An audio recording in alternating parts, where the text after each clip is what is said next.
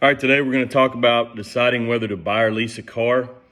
Leases and loans are different methods of financing a vehicle. Leasing means that you pay a certain amount of money over a specified time period in exchange for the use of a car. At the end of the lease period, you turn the car into the dealer or buy it. With a lease, you're paying for a portion of the car's actual cost, the part you use up during the time you're driving it. When you buy a car, you pay for the entire cost of the vehicle. A car loan can help you finance the purchase of a car. How do you decide whether to lease or buy? Looking at your finances, needs, and lifestyle can help you determine which option, leasing or buying, is right for you. Use these tips and the steps on the next page to decide which option is better. Stay off your phone. Listen. Number 1. Research which car fits your needs and budget. Identify your driving needs, the vehicle features you're seeking, and what you can afford. Read reviews and research ratings and prices of new and used cars. You can find such information in Consumer Reports' New Car Buying Guide or Used Car Buying Guide, available in the library or online resources such as www.edmunds.com. Number 2. Look at the initial costs.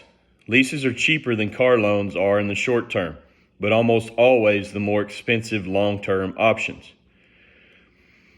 A lease usually requires a lower down payment and has lower monthly payments than a car loan. Short-term considerations are important if you do not have the money up front for a substantial down payment and for monthly payments that are steeper than a lease. You can also choose a more expensive car if you lease because you are paying only for the time you use it. Whether you lease or buy, you'll need to save money for the initial cost. Number 3, consider short and long-term use. If you want to drive an expensive new car every few years, it makes sense to lease. You can also save on repair costs by driving a newer model. Ownership gives you the benefit of continuing to use the vehicle or being able to sell or trade it in after you have finished paying for it. Leasing payments do not buy you ownership. If you choose to buy a vehicle after leasing it, you may end up paying more than if you had initially purchased the car with a loan. Number 4, consider how much driving you will do. Most leases allow you to drive the vehicle 15,000 miles per year.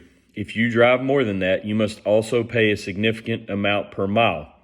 You can sometimes purchase extra miles up front, which can save you money, but there's still an extra cost involved. Purchasing a vehicle allows you freedom from mileage restrictions.